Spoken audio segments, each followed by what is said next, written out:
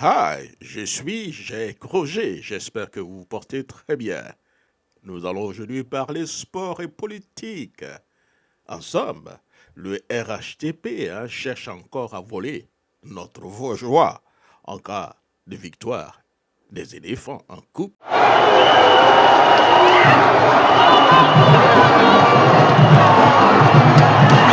d'Afrique des Nations. Protégeons donc la démocratie en Côte d'Ivoire face aux manœuvres politiques potentielles du RHTP après la Cannes 2023. La joie suscitée par les exploits des éléphants de Côte d'Ivoire en remportant donc la Coupe d'Afrique des Nations 2023 est indéniable, mais elle est également accompagnée de préoccupations légitimes quant aux intentions politiques du RHTP, le Rassemblement des oufetistes pour la démocratie et la paix. Les craintes grandissantes d'une exploitation donc de cette victoire potentielle à des fins politiques suscitent des interrogations sur les possibles manœuvres du parti au pouvoir dirigé par M. Alassane Dramane Ouattara en quête d'un quatrième mandat. Précédent du troisième mandat, justifié par le décès donc de ce candidat initial, a laissé des cicatrices profondes dans le paysage politique ivoirien. Les Ivoiriens demeurent vigilants, conscients des risques potentiels d'une répétition de ces stratégies, compromettant ainsi donc les principes démocratiques fondamentaux. Comme vous le savez, tout au long de ma carrière et durant les 2 mandats que vous m'avez confiés à la tête de notre beau pays, j'ai toujours accordé une importance toute particulière au respect de mes engagements. En conséquence, je voudrais vous annoncer solennellement que j'ai décidé de ne pas être candidat à l'élection présidentielle du 31 octobre 2020.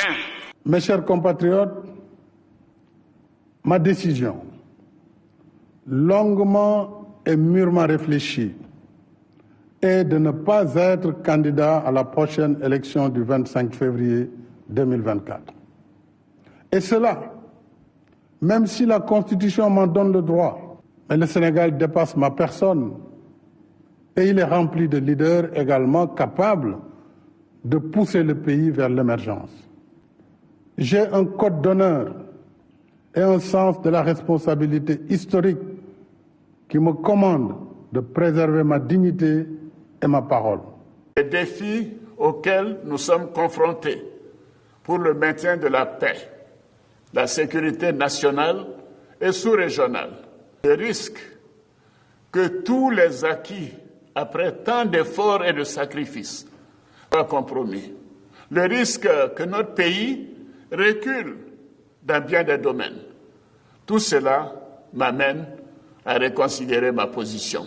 Je suis donc candidat à l'élection présidentielle du 31 octobre 2020. Mes chers compatriotes, notre pays est confronté depuis quelques jours à un différend entre l'Assemblée nationale et le Conseil constitutionnel, un conflit ouvert sur fond d'une supposée affaire de corruption de juges. En conséquence, j'ai signé le décret abrogeant le décret portant convocation du corps électoral. À la lumière de ces inquiétudes, il est impératif que les citoyens restent mobilisés et engagés donc dans la préservation de la démocratie. Les leçons tirées du passé appellent à une vigilance accrue à la protection des institutions démocratiques et au rejet donc de toute tentative de détournement du processus électoral. La question importante et voire cruciale demeure. Quel stratagème M. Alassane Dramane Ouattara pourra-t-il employer cette fois-ci pour se maintenir au pouvoir, pour aller à un quatrième mandat? La réponse nécessite donc une analyse approfondie donc des schémas politiques antérieurs et une anticipation aux possibles manipulations. Dans ce contexte, il est impératif de reconnaître l'importance de lutter contre les faux démocrates et leur soutien externe, dont la France, principalement en Afrique de l'Ouest, dans l'espace francophone. Le récent report injustifié des élections au niveau du Sénégal, perçu comme une manière pour éviter donc une défaite électorale, a ouvert donc les yeux à plus couverts, j'allais dire, les yeux donc des Ivoiriens et des Africains en général. Après la Côte d'Ivoire, maintenant le Sénégal. Il devient crucial de s'opposer aux putschistes en col blanc qui cherchent à manipuler les processus démocratiques pour servir leurs intérêts.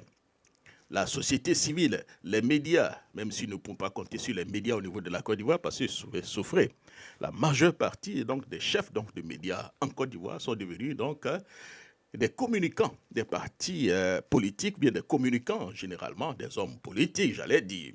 Donc la société civile, les médias et les acteurs politiques doivent s'unir pour dénoncer cette pratique et promouvoir la transparence électorale. Le temps est venu pour les citoyens de prendre position et de défendre la véritable essence de la démocratie, écartant toute tentative de manipulation politique. En conclusion, chers amis, la Côte d'Ivoire se trouve à un moment charnière où la défense de la démocratie requiert une vigilance collective.